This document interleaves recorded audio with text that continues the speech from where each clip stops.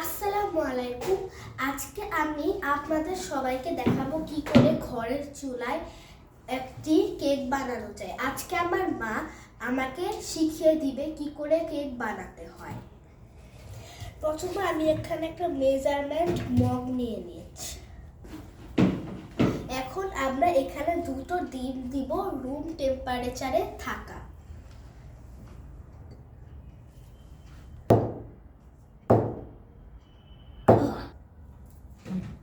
এই যে দেখেন আমি এখানে দুটো ডিম নিয়ে নিয়েছি।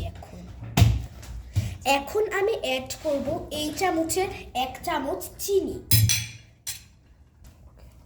তো আমি এখন চিনির বক্সটা নিয়ে নিয়েছি। এখন আমি এখান থেকে 1 চামচ চিনি নেব।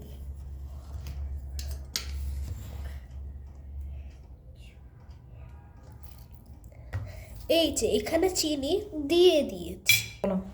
এখন আমি এখানে নিয়ে নিচ্ছি একটুখানি লবণ। এখন আমরা এখানে অ্যাড করব তেল।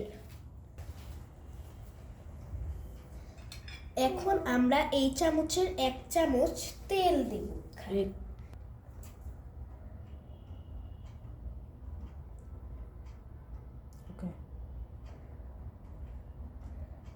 দেওয়া হয়ে গেছে।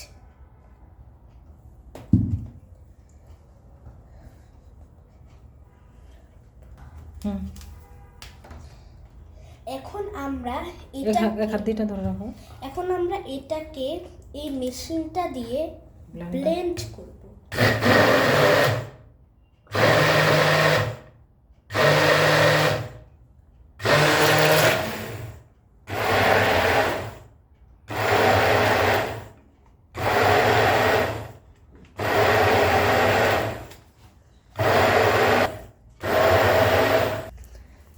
আমাদের ব্লেন্ড করা শেষ।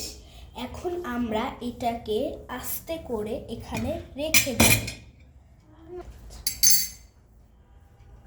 এখন এই 1 কাপ দুধ আমি এখানে দিয়ে দেব।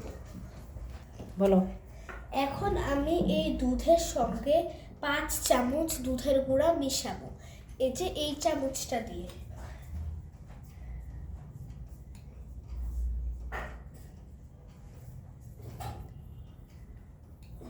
এখন আমরা এটাকে আবারও ব্লেন্ড করব।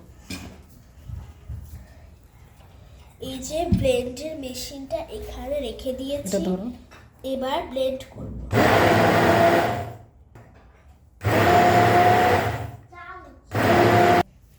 এখন আমরা 1 কাপ ময়দা এখানে দেব।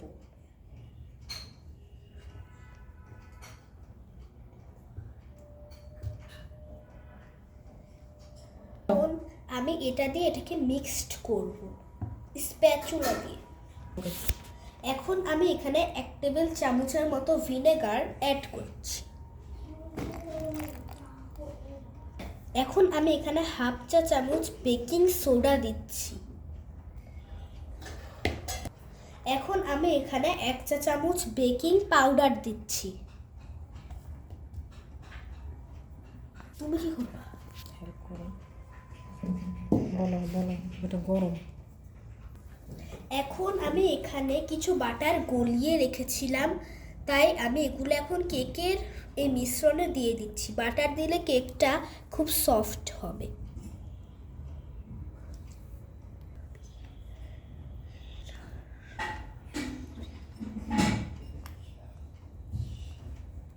আমি এখন আরেকটু ব্লেন্ড করে নিব এটাকে।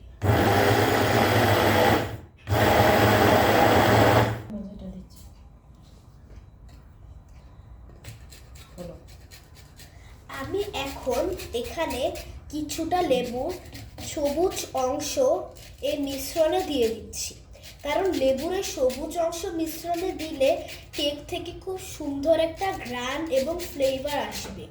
কিন্তু লেবুর সাদা অংশ যেন এটাতে না পড়ে, তাহলে কেক তেতো হয়ে যাবে।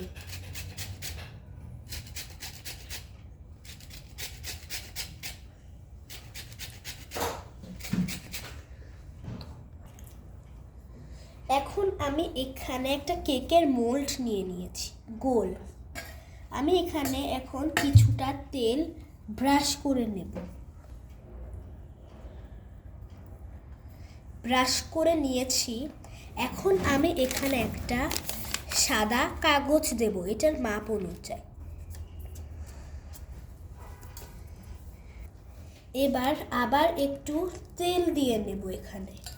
এটাকে ব্রাশ করে নিচ্ছি।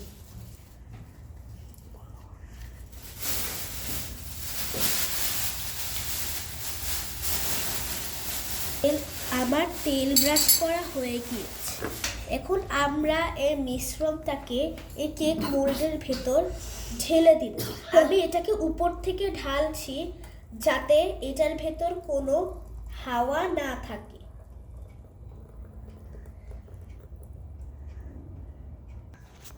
এখন আমি এটাকে এভাবে ট্যাপ ট্যাপ করে দিব যাতে এখানে কোনো বাবল না থাকে, মানে হাওয়া না থাকে, কারণ কেকে হাওয়া থাকলে কেকটা খেতে বেশি ভালো হবে। আমরা এখানে একটা পাতিলকে আগে থেকেই প্রিহিট করে রেখেছি।